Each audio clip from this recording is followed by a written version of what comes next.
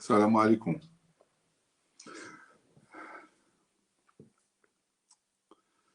تحية الإخوان.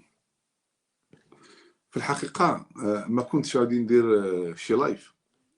عاد جيت من الدار البيضاء وطبعا عادة الاثنين ما تنديرش لايف، لكن قلت غادي نهضر شي شوية مع اللي بقى فايق. عليكم السلام سي اسماعيل. حول شنو كان اليوم سي حميد، شنو كان اليوم. طبعا ما غاديش نطول عليكم بزاف، ولكن مزيان شويه نهضروا. اليوم كان لقاء ديال رئيس الحكومه بالنقابات. تتعقلوا هذه واحد 15 يوم، في مثل هذا اليوم 15 يوم كان اجتماع الاغلبيه، وكان طلق رئيس الحكومه بانه راه غادي يبدا هذا الشيء ديال الحوار مع النقابات. من بعد 15 يوم كان اليوم اول لقاء. اول لقاء هضرنا عليه البارح، قلنا بانه يمكن يخرج فيه شي عناصر ايجابيه تدعو الى شوف خلق واحد النافذه ديال التفاؤل.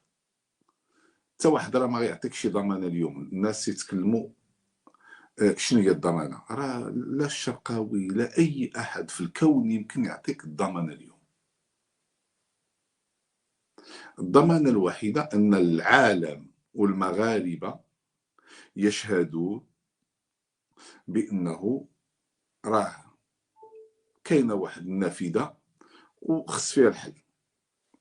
دابا نتفق على واحد القضيه، نتفق تبغيو الشرقاوي ما تبغيوش، خليو هذا الشيء جانب. الشرقاوي عنده قناعته، وانا نقول لكم والله العظيم هذا الموضوع الاساسي ده ما تيخليك زوين لا مع حكومه، لا مع اساتذه، لا مع اصدقاء، لا مع زملاء. اقسم لكم بالله هذا الموضوع الى انا في الوضع ديالي ما خصنيش نهضر فيه. لا الاساتذه، خلاص الاساتذه سيكولوجيه الجماهير، قل ما نقول او انت مع الشيطان. هادو ما الاساتذه معايا، قول داكشي اللي تنقولو. قلتي شي نهار الحوار راك صافي قلبتي الفيسا، قلبتي الطربوش كذا. الحكومه الله يا ودي السي شرقاوي، واش دار لك هذا الوزير، واش دار لك هذا كذا، واش كذا، والله هذا وخص كذا. المحيط الاصدقاء انت صاحبنا وانت كذا. شوف انا تنقول رايي. نهار فاش قلت بان النظام الاساسي سيء، لا زلت اقول الى اليوم بانه فاشل اكثر من سيء. رايي انا كواحد المواطن عنده واحد الحد الادنى، السميك ديال القانون، عنده سميك. تيقول واحد الكلمه، قاري شي شويه المدخل لدراسه القانون، قاري شويه القانون الدستوري، قاري شويه ديال القانون الاداري، قاري شويه ديال علم السياسه، المهم تيفهم شي شويه.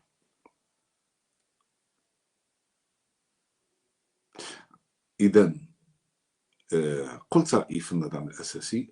اغضب عدد من الناس بما فيهم وزراء غضبوا.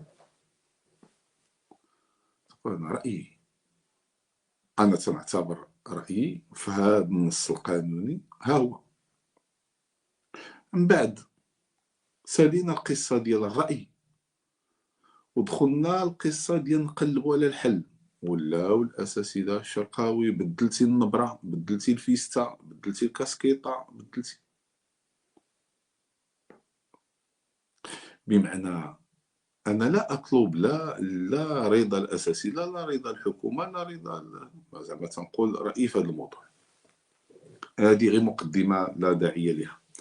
دابا الان بغيت نسول انا واحد القضيه، واش باغيين الحل حنا كمغاربه،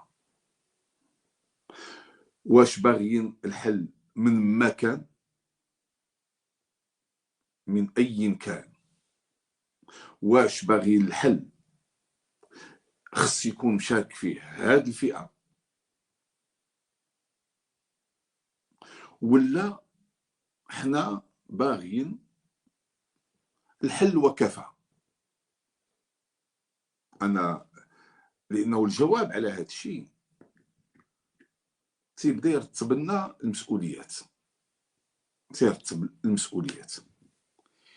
الى كنا باغيين الحل بحضور هذه الفئه مثلا التنسيقيات، فاي عرض غتعطيه الحكومه راه ما فيش تنسيقيات راه لا حل، وسدوا داكشي وصافي.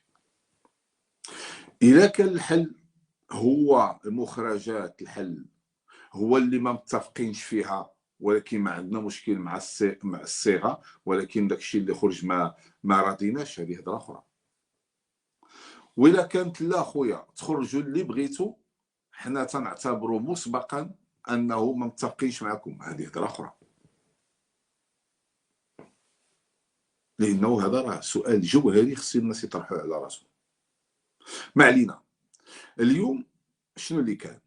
مع 12 اجتمعت النقابه حتى للجوج ساعتين مع رئيس الحكومه. هذا الاجتماع حضروه النقابه مجتمعين على غير العاده اللي تيكون فيها الاجتماعات مع كل نقابه على حده. اذا اجتماع ديالنا شنو اللي المخرجات ديال هذا الشيء، وانتم راه شفتوه وعرفتوه، ولكن النقابات خصها تزيد تخرج تشرحوا للناس وتفهم تنسيقيات في الموضوع. اللي خرج انه كانت اشارات وكانت التزامات. واش في اللقاء هذا الاول غادي يخرج كل شيء؟ ما كاينش، ولم يكن متوقعا. اللي كان منتظر من هذه الجلسه الاولى هو تكون شي اشارات ايجابيه، اشارات ايجابيه. طبعا انا النقابات دخلات وهي مقويه بالتنسيقيات، او على نقولوا مقويه بالدور اللي قامت به التنسيقيات. لانه النقابات فاش دخلت تهضر اليوم مع رئيس الحكومه ومع الوزراء، يعني راه كانت في وضع مريح. شكون اللي دار لها هذه الراحه؟ التنسيقيات. وهي هذه الحقيقه. الحوار خرج بالتزامات. الالتزام الاول هو تعديل النظام الاساسي. خليوني من هذيك التجميد، انا لا اؤمن بشي حاجه سميتها التجميد،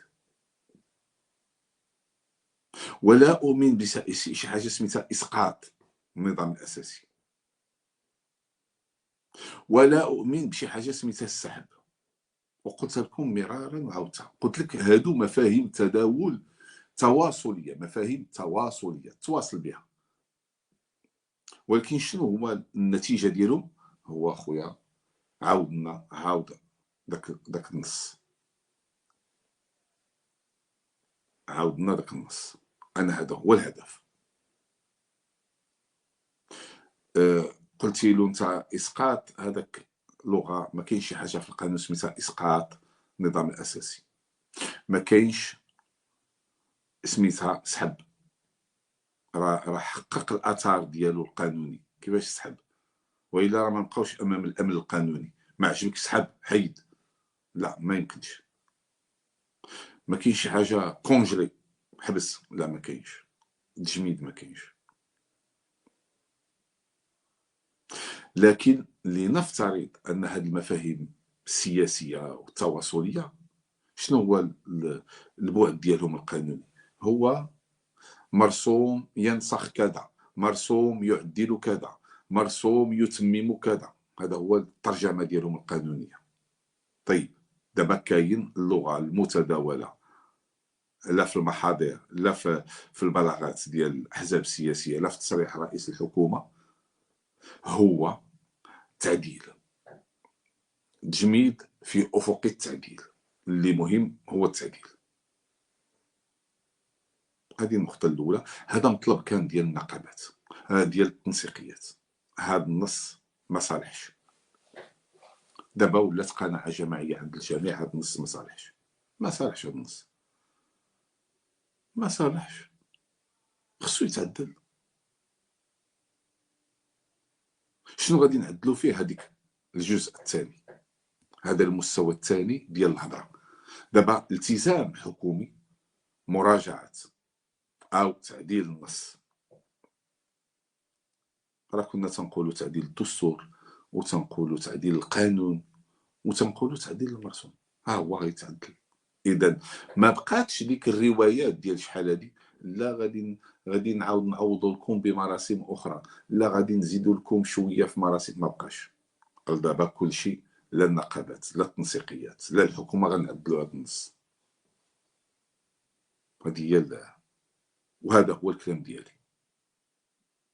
لان لا اؤمن. بغيتي دير داك الشيء تداولي، ديرو انت شغلك تواصلي، تدير النقابه شغلك هذاك، الحكومه تدير السياسه شغلها هذاك. انا تنقول لك القانون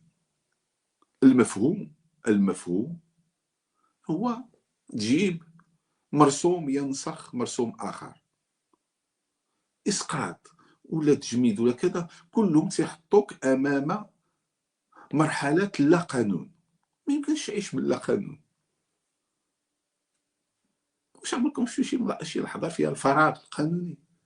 كان واحد القانون نحيدوه، ايوا من بعد راه خصنا نجيبوا قانون ينسخ القانون القائم ويضع القواعد ديال العمل الجديده.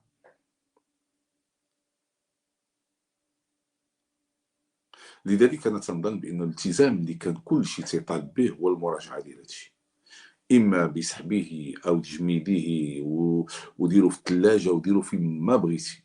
المهم هو هذا النص ما خدامش. نوض العافيه في كل شيء، وكل شيء رافضه. المطلب الثاني اللي كان هو الزياده في الاجر. الزياده في الاجر. دابا الان ما بقاش داك التحفيز، ما عرف شنو، دوزا والتحفيز والمحفيز والكذا، ما بقاش ديك الهضره. الهضره راه كاين زياده في الاجر. هذه النقطه الثانيه. النقطه الثالثه، دابا هادو الالتزامات. الالتزام الثالث هو الملفات الفئويه، مراجعه الملفات الفئويه.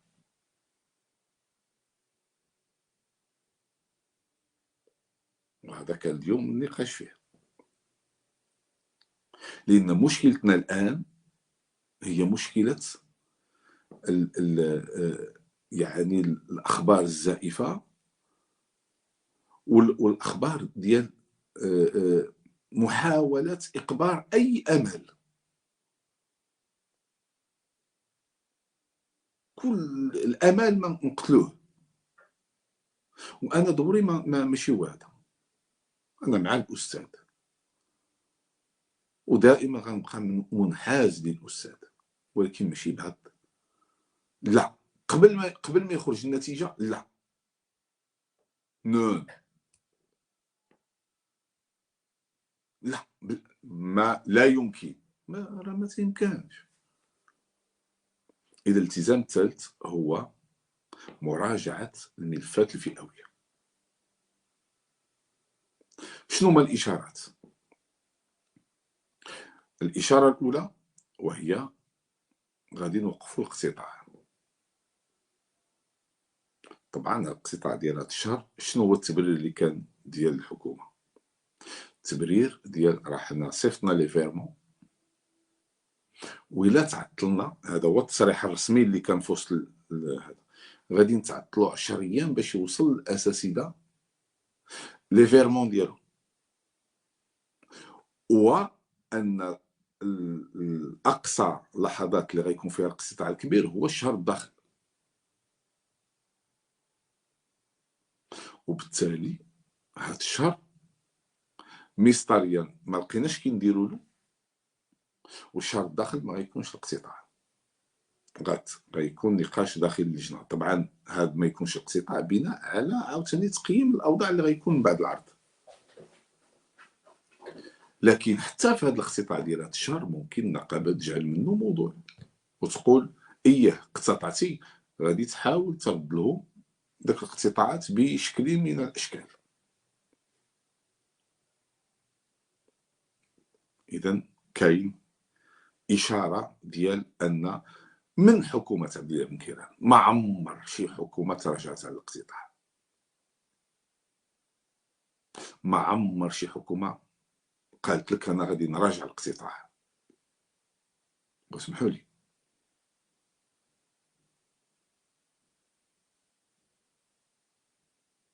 كاين بعض الامور اللي ما يمكنلكش تقول بانه ماشي ايجابيه. انا تنفهم كاين واحد المشكله ديال الثقه، ولكن ما عندناش شي خيار من غير اننا نعاودوا يعني نلقاو وسيله باش نتجاوزوا المرحله. وكاين الاجل الاشاره الاخرى، وهو ان هذا الشيء كله، هذا العرام وهذا الشيء الاجل ديالو هو 15 يناير. الى خدنا بعين الاعتبار العطله اللي غادي تكون ديال ديسمبر، غادي يكون تقريبا واحد الشهر في هذه العمليه. اذا كاين تحول، بغينا ولا ما بغيناش. طبعا الحكومه فاش تقول لك تجميد ولا تسليج ولا ما عرف شنو، المهم كاين حتى مشكل. راه عاود خص الانسان يكون فيه شويه ديال النخوه. راه ما غاتنتظرش من الحكومه تجي تقول لك سيادنا اسقاط النظام الاساسي، ما هذا تبعنا. ولكن انت الا فهمتي بان لو ميساج ديالك وصل، رسالتك وصلات،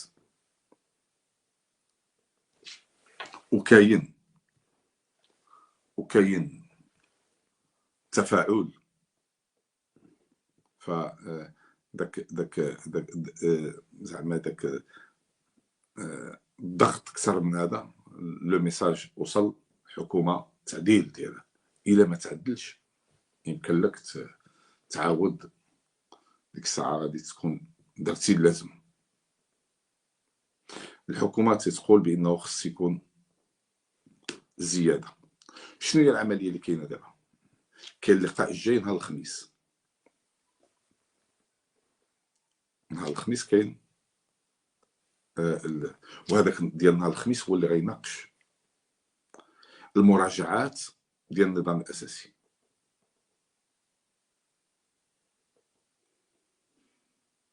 وإلا التنسيقيات عندها موقف مسبق من النتائج ديال الحوار، خص دير بلاغ تقول، ماشي تصريحات للناس، دير بلاغ تقول شوف كل ما سيصدر من هذا اللقاء لا يلزمنا، سواء كان جيدا او قبيحا. اللي سمعت اليوم خلال اجتماع رئيس الحكومه والوزراء بن موسى وسكوري، اللي سمعت اليوم وهو ان رئيس الحكومه قال للنقابات ما عندي حتى شي مانع تجيبوا معكم وتشاركوا معكم التنسيقيات.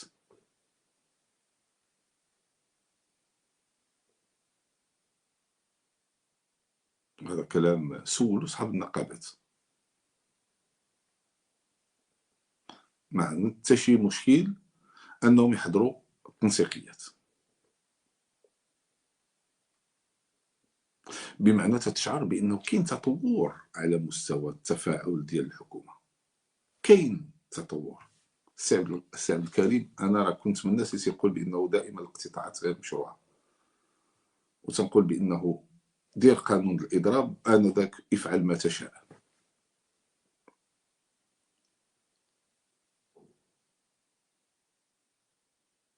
لذلك كانت في سابقه ان رئيس الحكومه يقول للنقابات هانتوما لكم كامل الصلاحيه للتفاعل والتنسيق مع النقابات ويحطوا مع التنسيقيات ويحضروا، لكن الحوار راه النقابات.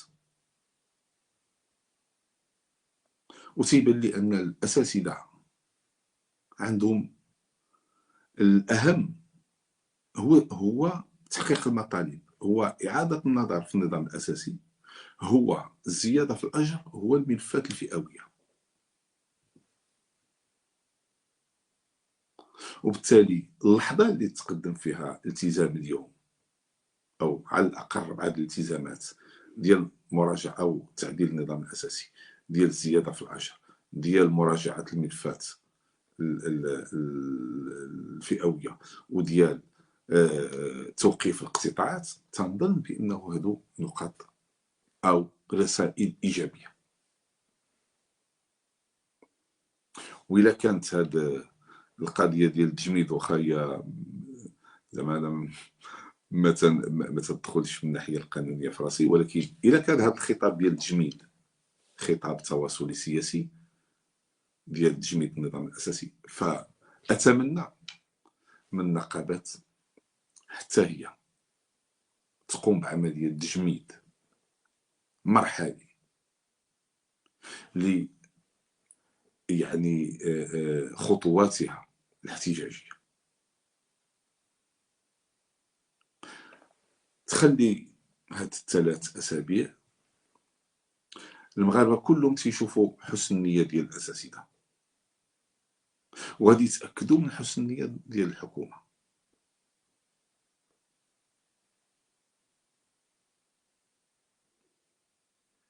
انذاك غيمكن يكون نتائج. لا بد من هدنه مع هذه الخطوات. هدنه لماذا 15 يناير؟ لا لا، شوف هذا تاريخ. واحد المره شي واحد تيقول لي بانه لا، واحد التاريخ 15 مرتبط بالطعن في دستوريه المراه. ما كاينش شي حاجه عندنا في البلاد سميتها دستوريه المراسم، عندنا دستوريه القوانين. 15 واحد الشهر لان الامر مرتبط بالتزامات ماليه ماشي سهله، ديال 300,000 والزيادات، خص البحث. الامر مرتبط بمسطره تشريعيه في تغيير المرسوم بمواده. لذلك من هنا الشهر يناير، 15 يناير في اقصى تقدير راه القرارات غادي تكون اتخذت، ومنها المراجعه ديال النص. طبعا الاخوان هنا تيتسائلوا اياه وفينا هو البلاغ. طبعا خص يكون بلاغ. لحد الان انا اليوم ما كنتش في الحقيقه عندي شويه الوقت باش نتبع هذا الشيء، ولكن خص يكون. انا شفت البلاغات اللي تصدر النقابات. علاش تم سحب قانون الاطراء؟ ايوا راه هذاك الشيء باش نقول لك يا اخي، ما يمكنناش نقولوا في المرسوم للسحب. تم سحب. اولا ما كاينش شي قانون سميتو قانون الاطراء الغير المشروع. كاين مشروع القانون الجنائي اللي تتضمن الماده الخامسه اللي فيها الاطراء غير المشروع. ولماذا قلنا سحب مشروع القانون؟ لانه لم تتم المصادقه عليه، فيمكن استعمال السحب. ما نعرف واش تفهموا واش نقول في هذه النقطه ولا لا. راه داكشي علاش تم السحب، لان القانون الجنائي، مشروع القانون الجنائي اللي تيتضمن الماده 5 اللي فيها الاطراء الغير مشروع، لم تتم المصادقه عليه حتى لذلك تم سحبه. فاش يكون مشروع تيتسحب اصاحبي، فاش يكون مجرد مشروع، فاش يخرج في الجريده الرسميه عندك الاليه ديال النسخ ديالو. لان اي سحب تيحطك في الفراغ. فاش نسحبوا شنو؟ اش نديروا؟ غتقولوا القديم. لا، ما يمكنش من الناحيه القانونيه القديم. جبنا هذا القانون نسخ هذاك، شنو نديرو؟ حتى الا بغينا نديرو القديم خصنا نديرو مرسوم بالعوده الى. لذلك دابا انا قلت لا السحب لا اسقاط هذا لا تجميد، ولكن المسمى تعديل هذا الشيء، تعديل هذا الكارثه هذا النظام الاساسي. ايوا راه هو وصلنا له. ولذلك راه خص كاين واحد الخطوه، واحد التنازلات ديال الحكومه. كاين تنازلات، اللي بغى يكذب هذا الشيء يكذب وشولو، اللي بغى يشوف راه كاين اللي ما باغيش الحل، راه كاين اللي عنده حسابات اخرى، انا ما تنخاطبهمش هذوك، وعندهم وجهات نظرهم والله يعرضهم طريق السلامه. انا تنقول الفئات الاساسيه اللي خرجوا من اجل معركه النظام الاساسي ومعركه الزياده في الاجور، تنظن بانه الان سيتقدم، ما تنقولش عرض، ارضيه لتجاوز هذه الازمه. واليوم كاينه ارضيه، ولذلك اذا بقينا غاديين بهذه ديال تكسير العظام راه ما غنوصلوا حتى لشي حل. الاف ان انا خويا مع الاف ان تكون في الحوار، انا مع الاف ان، هي اكثر تمثيليه اضافه الى النقابات الاربع، خصها تكون في الحوار.